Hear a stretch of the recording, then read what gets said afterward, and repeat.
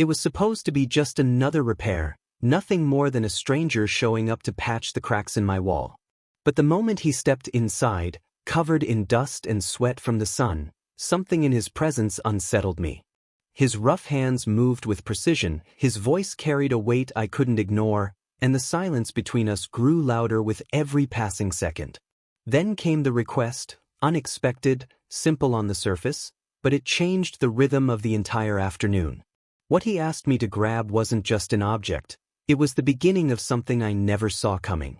Before we begin, make sure to subscribe to the channel, like this video, and turn on notifications so you don't miss the unfolding of this story, because what happens next will leave you breathless.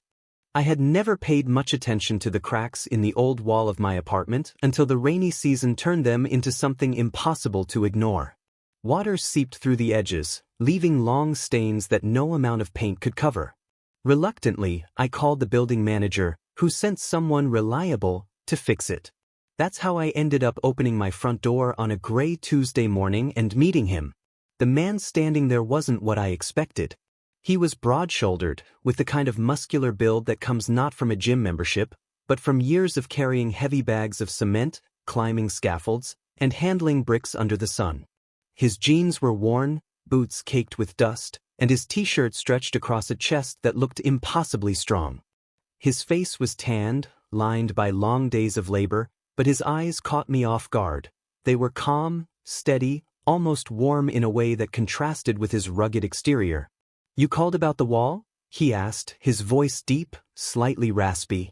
I nodded, stepping aside to let him in, suddenly aware of how small my apartment felt with him filling the doorway. "Yeah, it's worse than I thought. Keeps leaking when it rains." He carried his tool bag inside, the sound of metal clinking against each other echoing softly. "Don't worry. I'll take a look. Shouldn't take too long." I tried to return to my desk, pretending to focus on my laptop, but the sound of him moving, boots scraping against the floor, the low hum he let out while assessing the wall, kept pulling my attention back. There was something magnetic about him, something that made the air in the room feel thicker. From the corner of my eye, I saw him run a hand along the crack, pressing his palm against it like he was reading the wall's hidden story. Then he looked over his shoulder at me. "Can you grab me the bucket from my bag? The big one with the handle." It was such a simple request. Yet when I walked over, reaching into his bag and lifting the heavy container, I caught the faint scent of him, sweat, dust, and something else, raw and human. I handed it to him, but our fingers brushed in the exchange. That tiny touch sent a jolt through me, sharp and unexpected, and I pulled my hand back quickly, hoping he hadn't noticed. He didn't say anything, but the corner of his mouth curved slightly, like he had. For the next hour, I tried to keep my distance, but he made it nearly impossible. He worked with quiet focus, every movement strong and deliberate. When he lifted the bag of cement mix, his biceps tightened under his shirt, veins standing out. When he crouched to apply the paste, his broad back flexed, sweat dampening the fabric. I hated myself for noticing, yet I couldn't look away. At one point he stood, wiping his forehead with the back of his arm. "You live here alone?" he asked casually. The question hung in the air heavier than it should have. "Yeah," I answered, my throat dry. He gave a single nod, like he'd expected that, then went back to smoothing the wall. Still, I couldn't shake the feeling that the question meant more than it seemed. The rain outside began to drum against the windows, steady and relentless. Inside, though, the room was thick with a silence that wasn't entirely comfortable. I shifted on the couch, glancing toward him.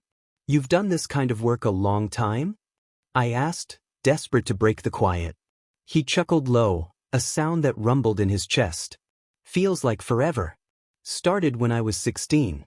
Learned from my father. Been doing it ever since." There was pride in his voice, but also something else, something heavier. I wanted to ask more, to know what had brought him here, what had shaped the man in front of me. But before I could, he set the trowel down and turned toward me. "I'll need to let this dry for a bit," he said. "Mind if I sit?" I gestured toward the chair near the window, but instead of taking it, he lowered himself onto the couch, just a few feet away from me. The cushions sank under his weight, and suddenly the room felt even smaller, the distance between us shrinking in ways I couldn't ignore. He leaned back, stretching his arm across the top of the couch, and let out a long sigh. Your place is quiet. Too quiet. I managed a small laugh. Guess I'm not the best at filling silence. His eyes slid toward me, studying me in a way that made my chest tighten. Silence isn't bad. Sometimes it tells you more than words. The weight of his gaze lingered, and for a moment, I couldn't breathe. Something unspoken passed between us, something I wasn't ready to name but couldn't deny. The rain outside grew heavier, pounding against the glass, but inside the storm was different. Internal, electric, alive. I swallowed, my pulse racing. So, will it hold? The wall, I mean. His lips curved again, but this time the smile was slower, more deliberate. It'll hold. But that's not the only crack I see. My breath caught. I didn't know if he was talking about the wall or about me, but the way he said it, low, steady, with that half smile, made me feel like he had seen straight through me. I turned my face toward the window, pretending to focus on the rain, but my mind was spinning. What exactly had he meant? And why did it feel like my whole world had just shifted from a single sentence? The silence stretched again, but this time it was different. Thicker. Sure. And when he shifted closer, his knee brushing mine, I knew this wasn't just about a repair job anymore. The sound of the rain outside had grown steady, a relentless rhythm against the windows. Inside, though, the silence was louder. I could feel the warmth radiating off him where our knees brushed, and every second it lingered made my pulse throb harder in my ears. He leaned forward slightly, elbows on his knees, hands clasped together as if he were thinking about something he wasn't sure he should say.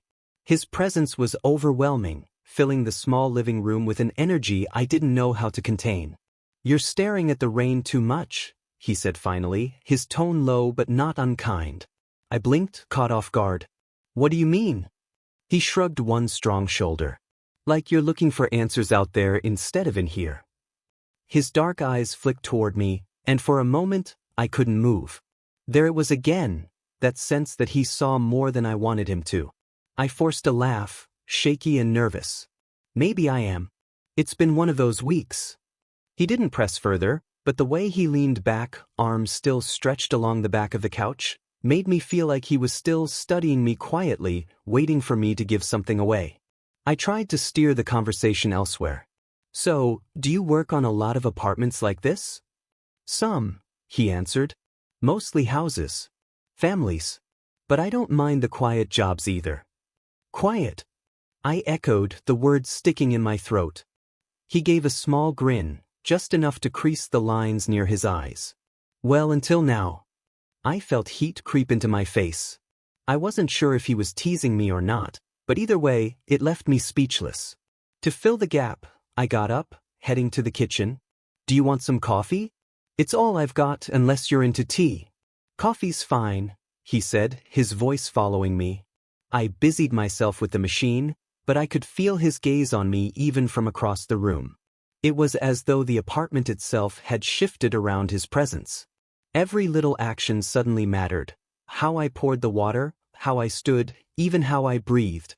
When I came back with 2 mugs, he took his without breaking eye contact. Our fingers brushed again during the exchange, and this time, neither of us pulled away immediately. Thanks, he said softly. We sipped in silence for a while, the rain a backdrop to something growing heavier between us. I wanted to say something, anything, but my mind kept racing ahead, wondering if I was imagining all of this. Was I reading too much into a look? The touch? Then, just as I opened my mouth, a sudden crack of thunder rattled the windows, startling me. I nearly spilled my coffee and he chuckled, the sound deep and surprisingly warm. Not a fan of storms? He asked. Not when I'm alone, I admitted before I could stop myself. You're not alone now, he said simply. The words hung in the air. I tried to respond, but nothing came out. My throat was tight, my chest even tighter.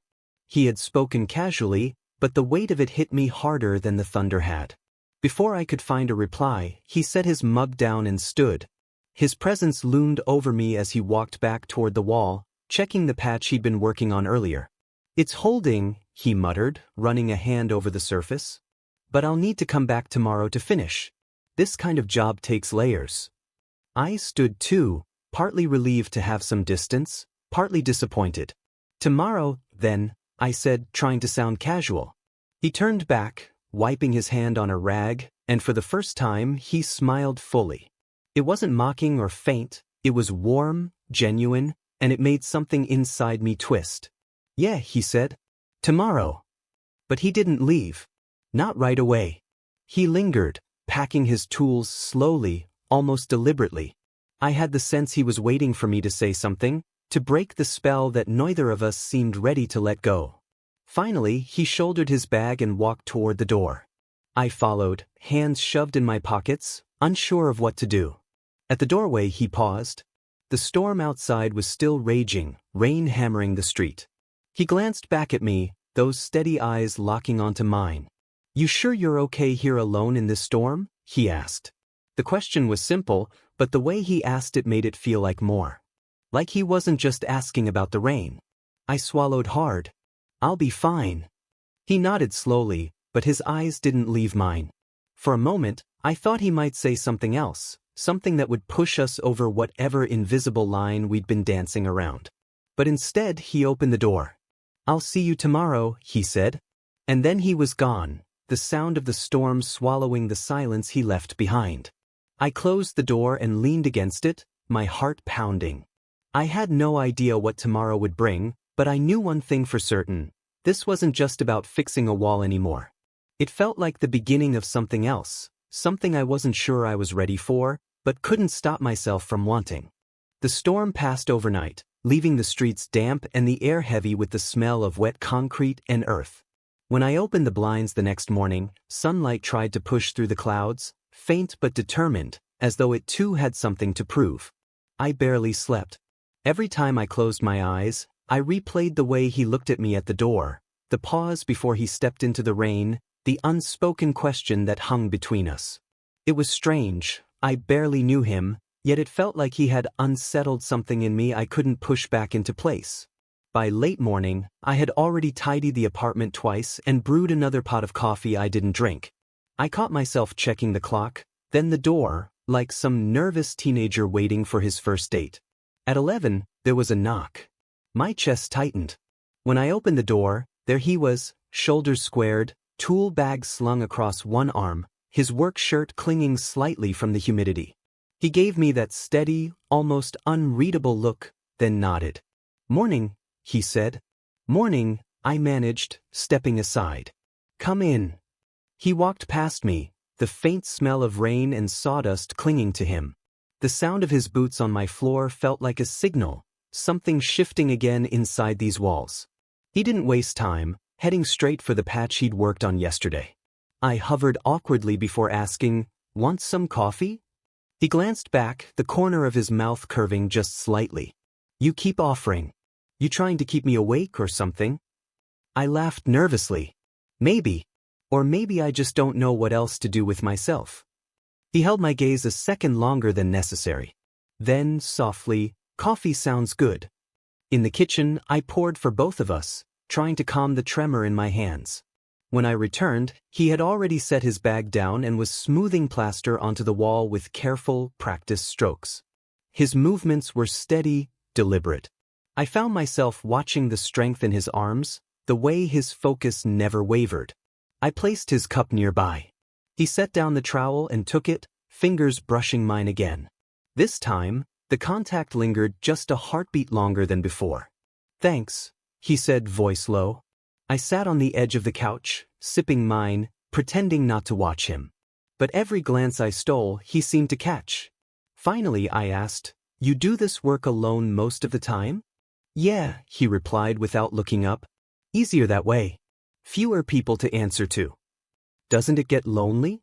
He paused, plaster knife in midair. Then he set it down slowly, turning toward me. "Sometimes. But loneliness feels safer than letting the wrong person close." The words hit me harder than I expected. He wasn't talking about work anymore. I swallowed. "I get that." Our eyes locked, and for a moment, silence stretched between us, thick and charged. Then he looked away, picking up his tool again. I wanted to say something else, to push past the wall he'd just revealed, but the words stuck. Instead, I sat there, my pulse racing, listening to the scrape of plaster and the faint drip of water still falling from the gutters outside. Minutes passed like hours.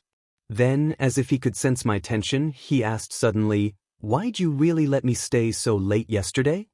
The question caught me off guard. I shifted on the couch, stammering, "Because of the storm."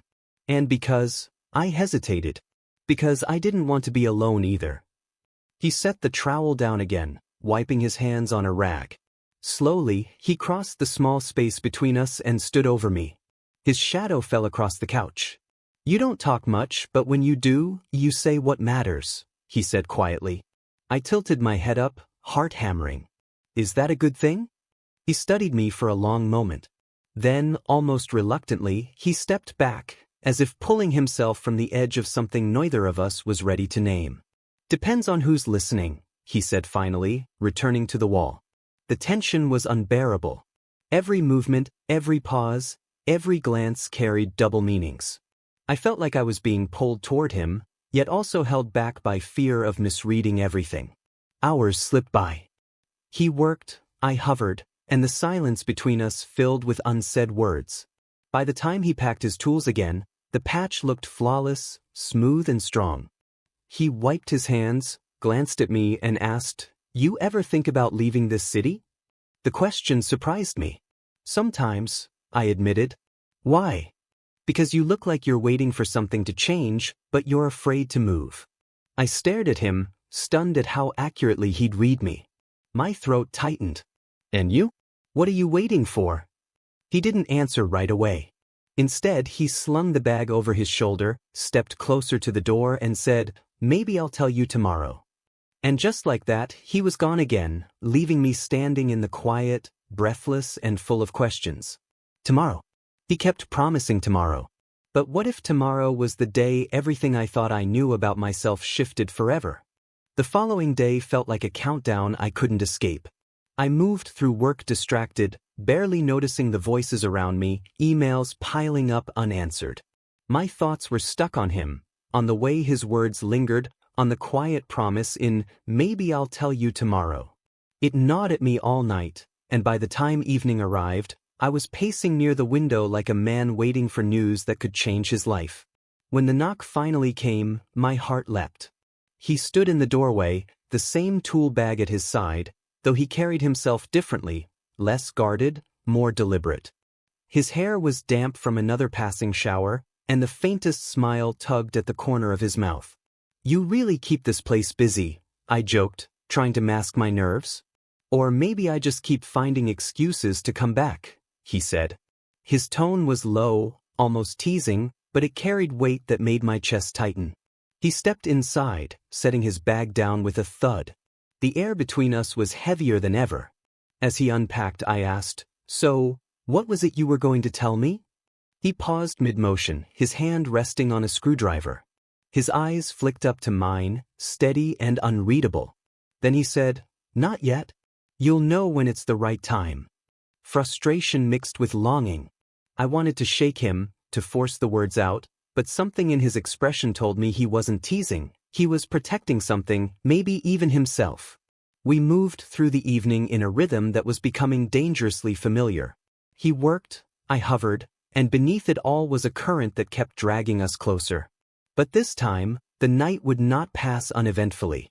Around 7, the building's superintendent knocked on my door.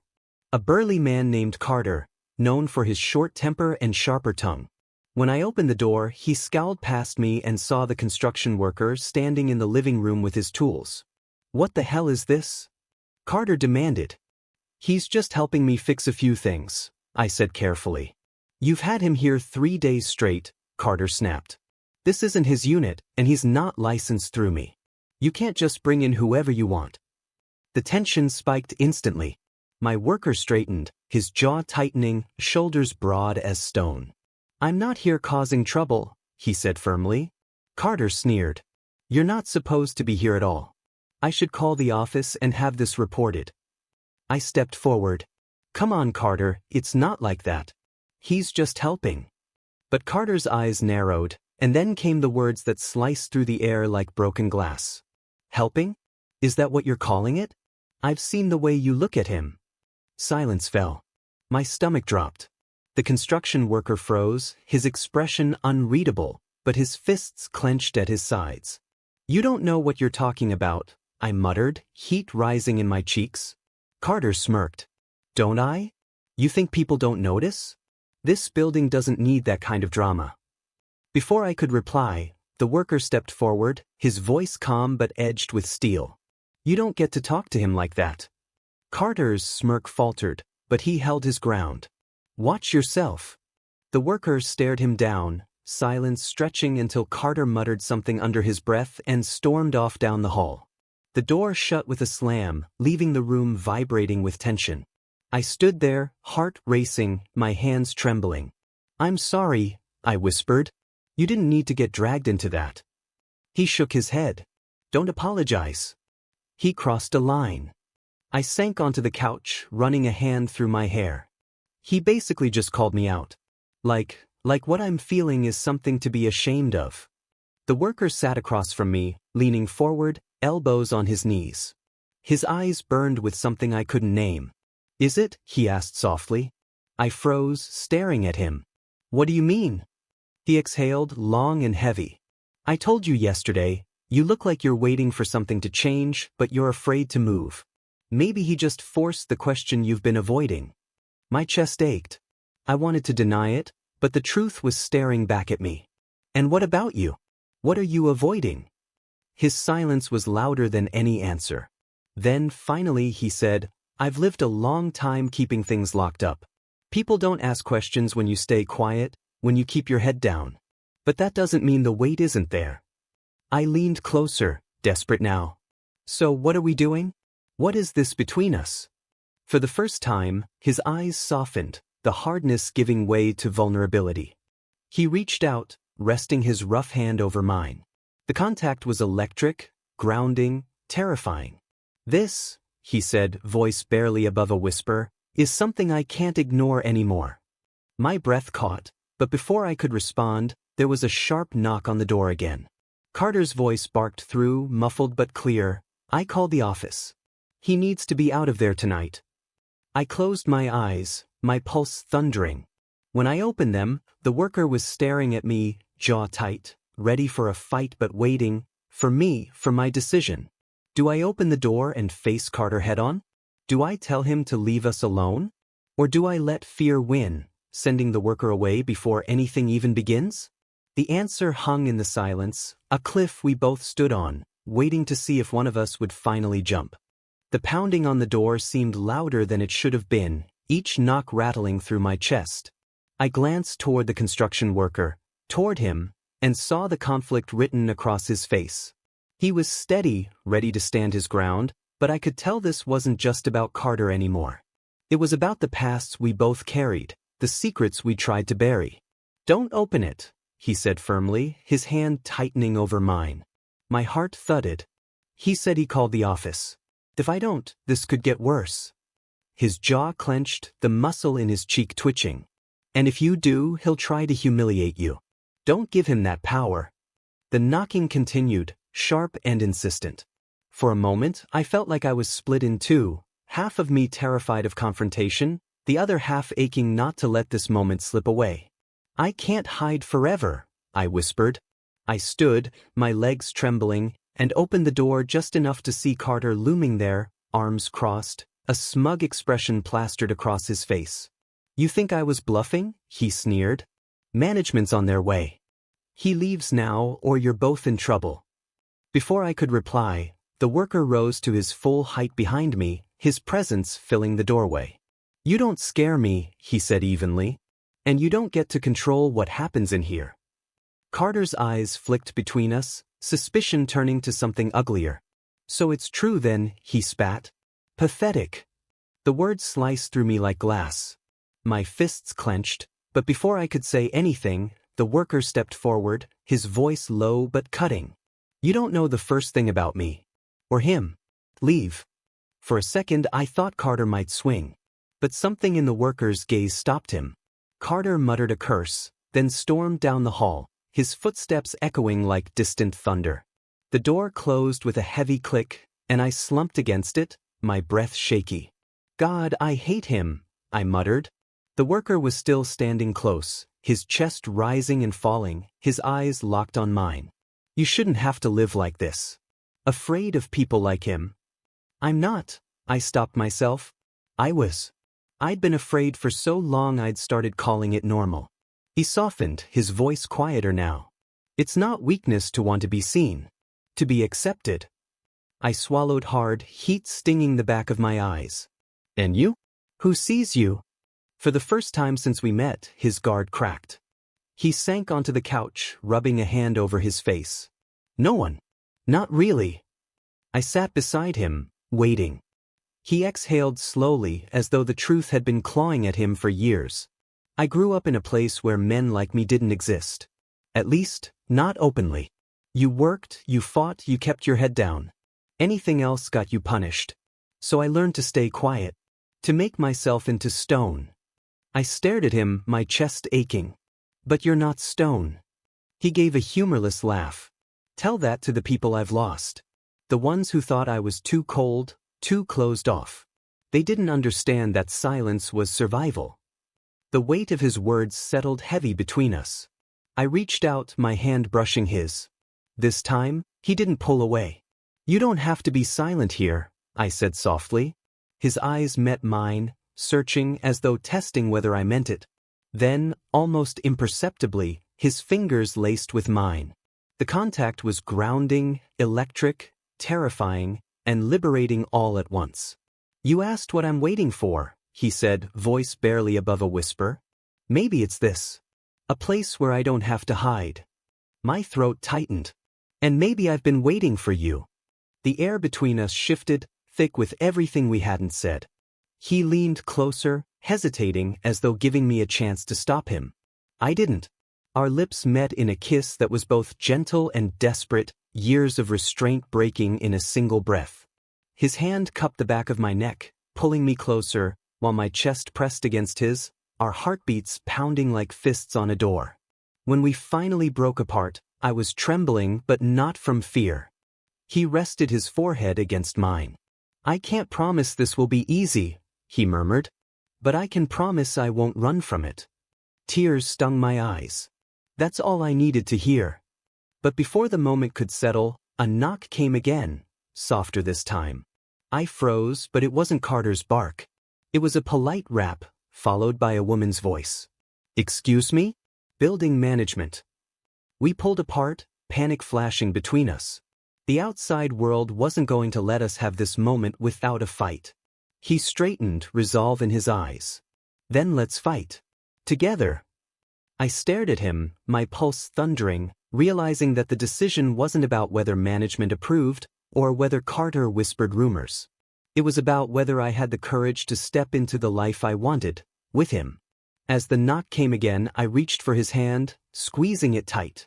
"Let them in," I said. "I'm not hiding anymore." The words left my lips before fear could silence them, and I knew the next few minutes could change everything, for both of us. The knock came again, firm but not hostile, and I felt my pulse drum in my ears. My hand was still clasped with his, warm and unyielding. For the first time, I realized I wasn't trembling anymore. Fear had been replaced by something steadier, fiercer, resolve. I opened the door. A woman in a gray blazer stood there, clipboard in hand, her expression professional but curious. Behind her, Carter lurked at a distance, arms folded like he was savoring the show. "Good evening," she said, her tone measured. "We've had a report about unauthorized work being done in this unit." I inhaled, ready to stumble through an excuse, but the worker stepped forward before I could speak. His voice was calm, firm.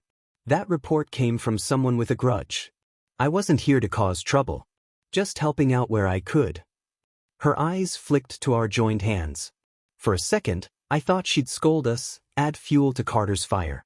But instead, she sighed, jotting something down.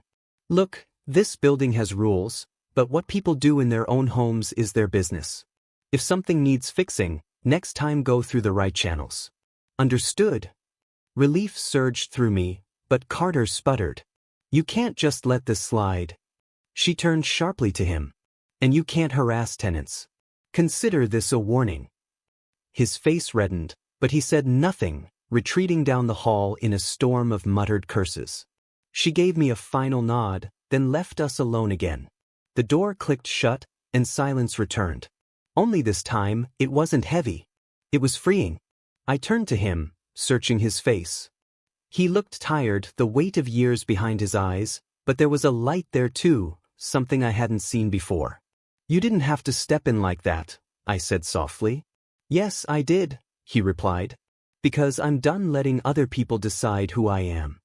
The words cracked something open inside me. All the years of swallowing down fear, of pretending, of waiting for life to happen instead of living it, they all rushed to the surface. Tears blurred my vision. I laughed shakily. Guess we're both done hiding, huh? He reached for me then, pulling me into an embrace that felt less like a question and more like an answer. His chest was solid against mine, his breath warm at my temple. For the first time, I wasn't worried about who might see or what might come next. We stayed like that for a long time, until the tension of the day finally melted away. Then we sat on the couch, our shoulders touching, the quiet between us no longer unbearable but comforting. He spoke first. I've spent years convincing myself I didn't need this. That work was enough, that silence was easier. But the truth is, I wanted to be found. I just didn't know how. I turned to him, my chest aching. And I wanted someone to find me. I just didn't know who. Our eyes met, and the unspoken became undeniable. What started as coincidence, an afternoon repair, had cracked open something we both needed, permission to feel, to want, to be. I let out a breath I hadn't realized I'd been holding. So, what happens now? He smiled, small but real. Now, we build. Not walls, not excuses. Something stronger. The metaphor wasn't lost on me. He'd come into my home with tools, patching cracks in plaster. But in the process, he'd started repairing something far more fragile, me. The next days weren't easy. Carter's glares followed us in the hallway, whispers rose when we passed, but it didn't matter. Because for the first time, I wasn't walking alone. His presence beside me was steady, grounding, and every time our hands brushed, I felt braver. One evening, as the sun dipped low and painted the room in gold, he said, "Funny thing about fixing walls, you realize they're not meant to last forever. Sometimes they need to break so you can rebuild them stronger." I reached for his hand, squeezing it. Guess we're both done with walls then. He leaned in, pressing a gentle kiss to my lips, the kind that wasn't rushed or desperate, but certain. A promise. And as I held him there, I knew the truth. Sometimes love doesn't come when you're looking for it.